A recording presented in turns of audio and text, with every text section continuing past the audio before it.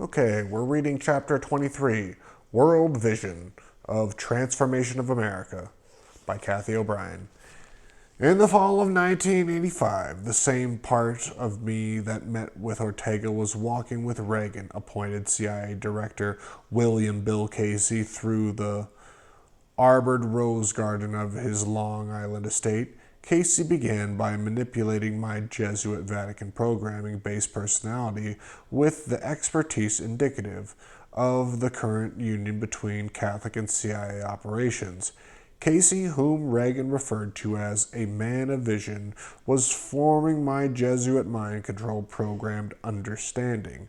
I have a world vision of one peace by removing the more violent factions of societies worldwide and replacing them with faithful leaders of one world government and the one world church. Global unification is imminent. It is a beautiful vision, and it came to me in my dreams. God has moved me to move men. I moved them here and I've moved them there. Now it's time to remove them.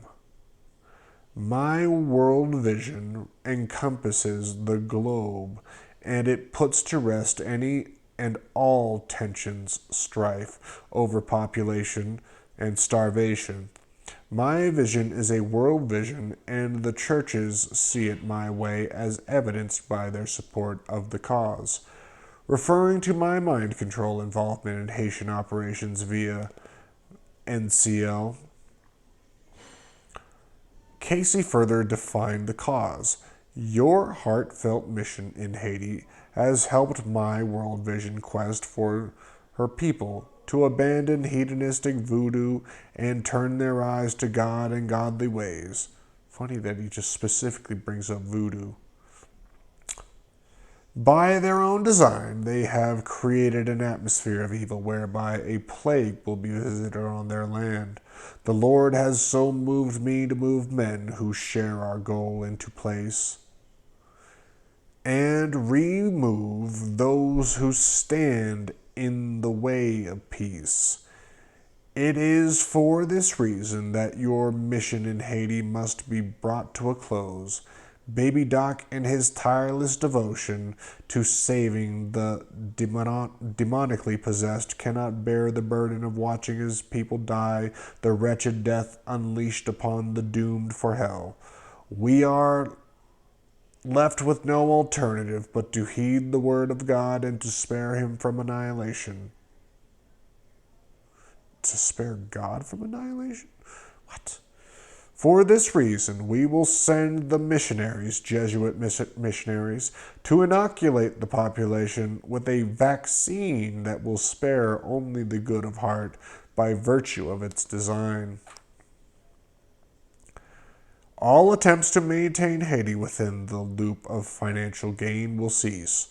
Tourism must be stopped for the sake of the innocents visiting a plagued land. Despite our differences, Baby Doc has complied with the Vatican's orders to be the best of his abilities in his demon-infested land, and must resign his post. We owe it to him to transport him to safety. It is our duty as Americans and followers of God to obey the commands of our Lord and Master and enforce the world vision.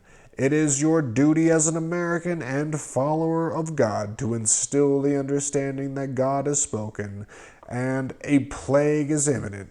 Baby Doc is being prepared for transition and awaits word of direction. You will provide him with that word. With my perceptions distorted and Catholic Jesuit programmed understanding instilled, I was prepared to religiously accept any and all I was told. I was believed that the revolution in Haiti was a holy war, never capable of realizing it was a test run battle for the minds of the fourth world country. In this fourth world country. The devotion I felt toward the Haitian people was more than a religious understanding of the alternately Catholic Santeria's voodoo worshippers. It makes sense that Santeria would be a Catholic offshoot. I was actually subconsciously recognizing other tortured mind control slaves in this human created hell called Haiti.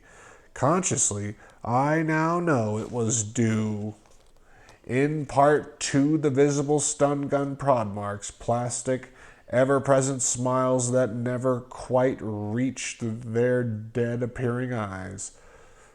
The children clung to the wide eyed mothers as they performed their tasks in robotic servitude. I had recognized these characteristics in other slaves throughout the years, but never had I seen a whole country entranced. My compassion for the Haitian people penetrated into the realm of the spiritual, into a part of me that mind control and manipulation of religion could never touch. Casey and I had been walking through the garden, guarded by more armed men than the president. It wasn't that I was a threat. I couldn't even think to save myself. It was that Casey and his world vision were a threat to humanity that so many guards were needed. The men appeared to be U.S. Secret Service officers according to their attire, weapons, and earphone headsets. One guard conspicuously placed his hand on his headset, listening as though it were a remote control. He walked briskly over to Casey, who signaled to me to leave with an escort who instantly arrived at my side awaiting instruction. Take her to my chambers, Casey told him. Clear her mind. I have something I need to instill. Robotically, I followed my escort into Casey's office library. The room was barren, dark, and hot, just as described in a book I had been given to read in keeping with you. Oh, I had to reread that. Robotically, I followed my escort into Casey's office library. The room was barren, dark, and hot, just as described in a book I had been given to read, in keeping with you are what you read programming. It produced a sensation of having somehow stepped into the novel chameleon insider William Deho. The mind scramble of the book and its reality instantly commenced. It's warm in here, the agent said, unbuttoning my white eyelet blouse. Bill Casey likes to keep it that way in case Casey gets a chill and his blood runs cold. Chameleons are naturally cold-blooded. Make yourself comfortable while I turn up the heat. Mr. Casey doesn't want to hear a peep out of you, so I'll warn you now. Be silent. He deliberately triggered and activated the Jesuit programming part of me that believed in my vow of silence. The walls have ears and the plants have eyes, so your silence is tantamount to success. I'm going to leave you to reflect in silence. Bill will be along any minute. Had I been capable of reflecting, I would have questioned the validity of Casey's dramatic position of religious overtones on Haitian policy. Like Reagan's, Casey's sincerity did not ring true considering the fruits of his labor. But then I could not consider any more that I could reflect, and I sat in a state of what felt like suspended animation awaiting my instructions. I could not anticipate nor dread what was about to happen, as futuristic thinking was left in the hands of my controllers. Had I realized the scramble of reality with William Deal's book, I could have psychically predicted what happened when Bill Casey strolled in. Casey walked over to his highly polished dark wood desk and opened the top drawer. Casey's desk was one of the few furnishings in the large, airy room. The dark, polished, reddish wood paneling seemed even darker with the midnight blue carpeting curving slightly up the wall. Heavily Gothic maroon velvet drapes blacked out the sun from the windows behind the desk. I can see quite clearly that you have taken a vow of silence. Maintain it. Maintain it and listen. Listen. Casey hissed, using preset triggers. He reached into the drawer and took out a foot-long maroon box with a diamond embossed on the top. I received a box quite anonymously, as I do from time to time, Casey said in keeping with the book scramble. The box has your name on it. I expected to open it and find the usual pierced chameleon and found instead a weapon intended for one. He opened the box in front of me. Inside, laying on a bed of cotton, was an elaborate dagger with a handle of the same rose crystal from which the crucifix Bird had presented to me on our wedding night was made. My first personal meeting with Casey promised to be torturous, as I recognized Bird's participation in the grisly ordeal. I listened deeply tranced as Casey said, "Is it a knife or a crucifix? I can't tell. Both symbolize martyrdom as far as I'm concerned. Note the rose pattern cut into the crystal. Now I wonder who would have sent me this to give to you. Even under mind control, I knew, as I was supposed to, that Bird had provided him with the knife. My worst fears were confirmed when Casey began using Bird's hypnotic induction. In like a knife, sharp and clean, I'll carve out what I want. Casey sliced through the front of my bra, exposing the areas between my breasts, where Bird routinely cut me with his pocket knife. He pierced into my breastbone deeply so that I believed I would split, and he pierced into my breastbone deeply so that I thought it would split, and indeed did split off a personality fragment, compartmentalizing this event. Using standard Jesuit-based infinity programming, Casey instructed me and programmed me with messages that I would deliver as though my life depended on it. You must go to the Citadel and warn our Dominican brothers of impending doom to their neighbors in Haiti. From the Dominican side of the Haitian island, you will be flown to Port-au-Prince, where you will meet with Baby Doc Duvalier in his palace. He is already receptive to your word and knows that my words are your words and your word is silence. You must tell General Cedras his orders is from the rose." Casey touched the white rose in his lapel, signaling me to photographically record his words verbatim. When he was through programming me with his message, Casey told me, "As quickly as you can complete this message, you must depart Haiti, never to return again." Casey used excessive high voltage to compartmentalize my memory. I recall being nauseated and ill from the stun gun as I departed his Long Island compound home, via ferry programmed with messages to Cedras and Baby Doc. Haiti had recently been dropped from the NCL itinerary as a port of call, but the Dominican Republic side of the island remained open to tourism. When Houston and I debarked, the NCL shipped in Puerto Palta, we walked past a World Vision cargo ship that was being unloaded at the dock. I recall that a soft ocean breeze gently lifted the hem of my white gauzy dress as I weaved my way through the dockload of World Vision freight to a waiting automobile.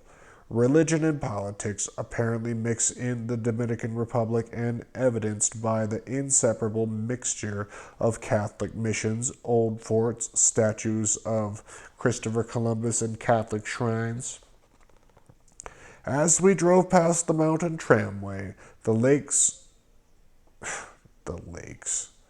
As we drove past the mountain trainway that takes tourists up and down to the rustic citadel and Catholic shrine at the top, Houston perpetuated the chameleon book scramble, duly referring to Cedras and the short donkey ride from the tram to the citadel depicted in Deal's book.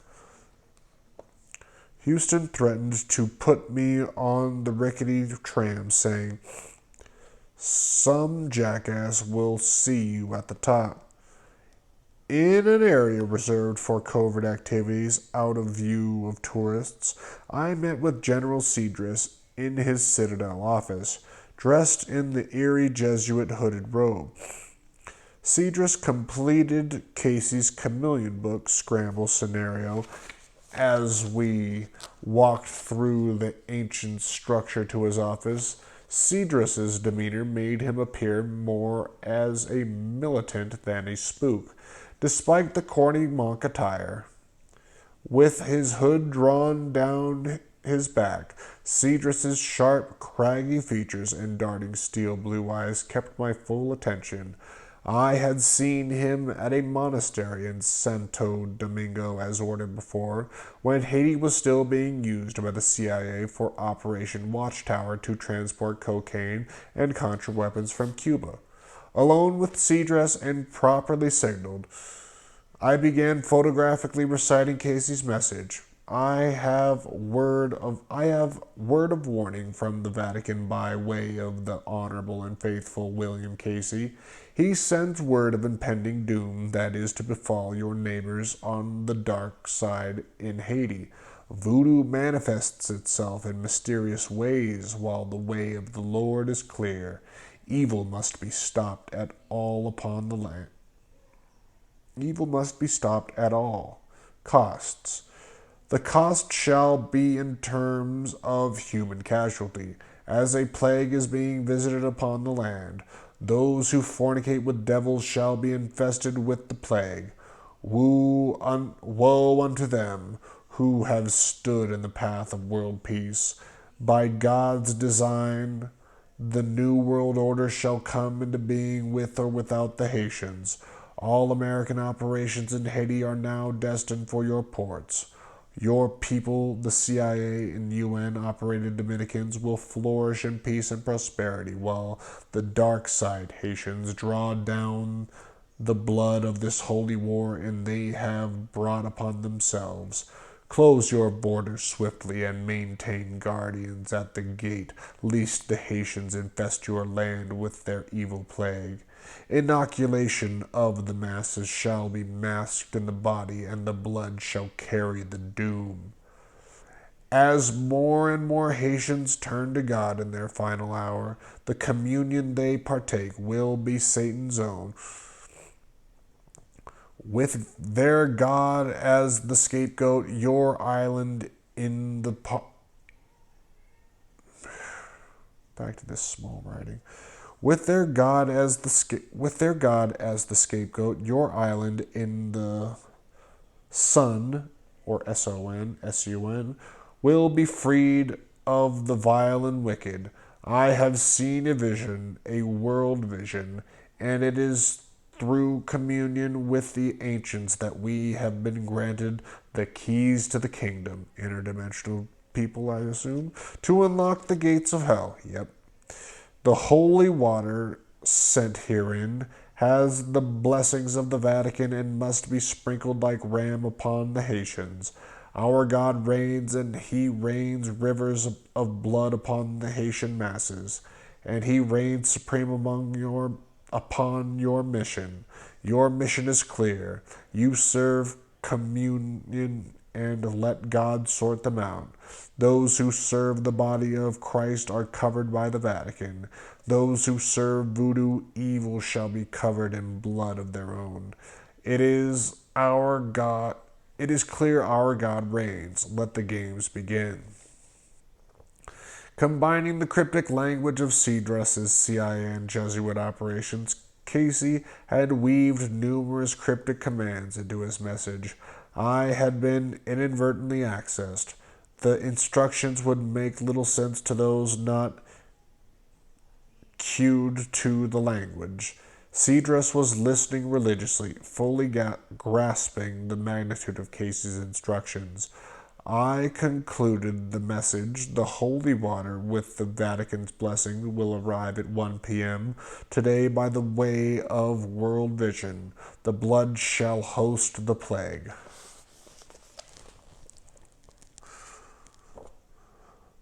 These people could really write metal lyrics, I swear to God.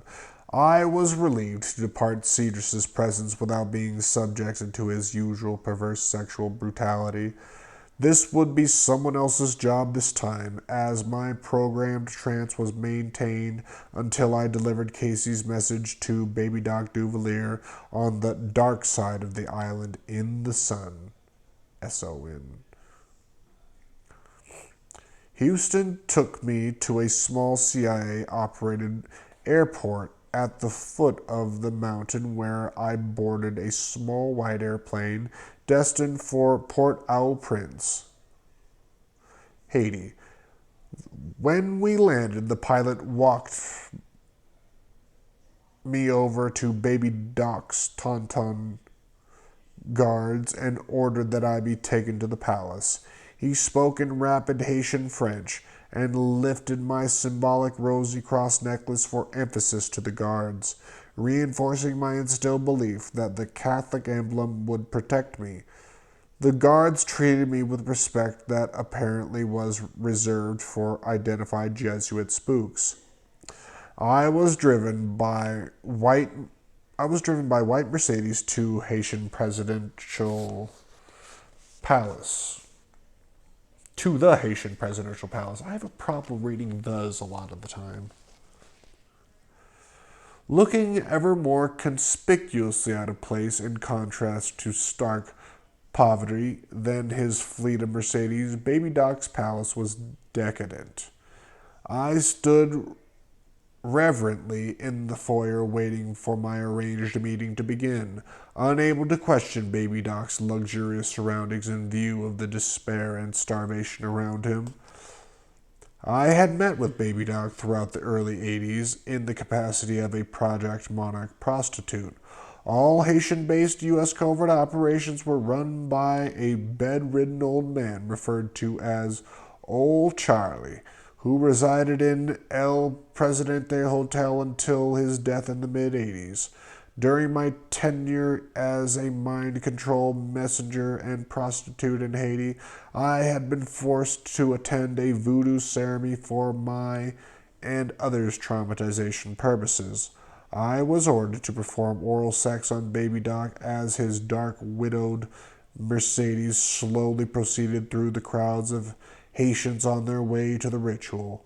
With my Haitian missionaries previously established with Old Charlie for business and Baby Doc for prostitution, my meeting Baby Doc for business was unprecedented. "What brings you here?" Baby Doc spit the words at me in English. I had been led into his library by 3 armed guards. I have no need for a Catholic whore. Baby Doc's applicable knowledge of the English language was limited by his intellect, whereby an aide filled the need for an interpreter as I delivered Casey's message. "I come in the name of peace. I have a message for you from William Casey, sanctioned by the Vatican.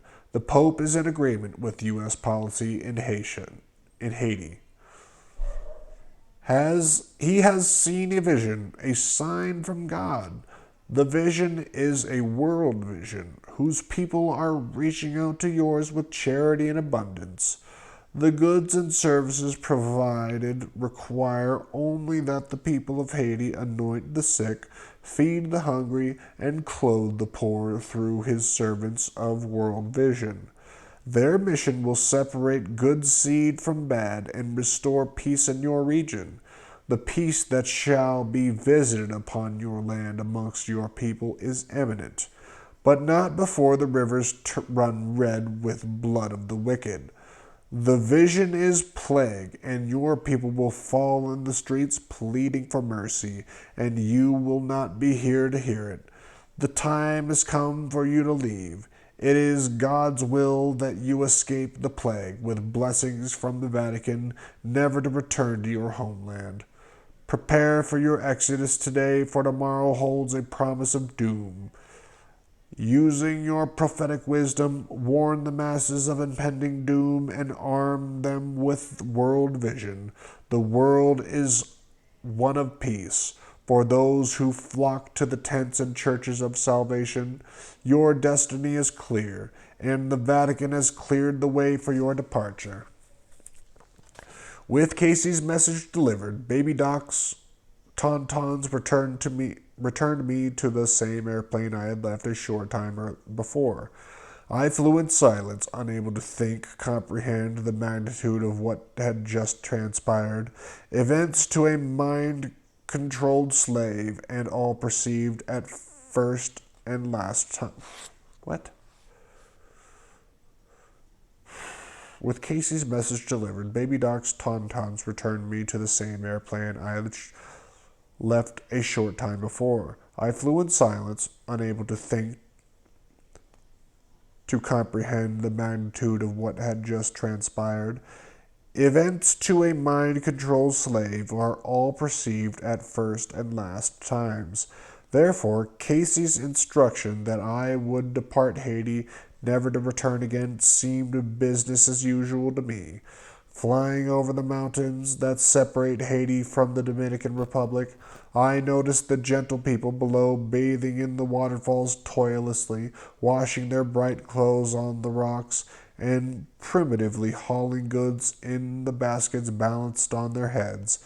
An occasional goat ran across the barren land, and the children, bellies swollen from starvation, played with sticks and vines.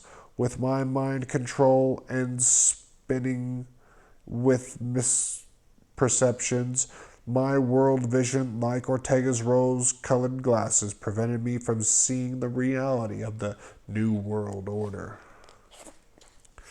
That's it for today.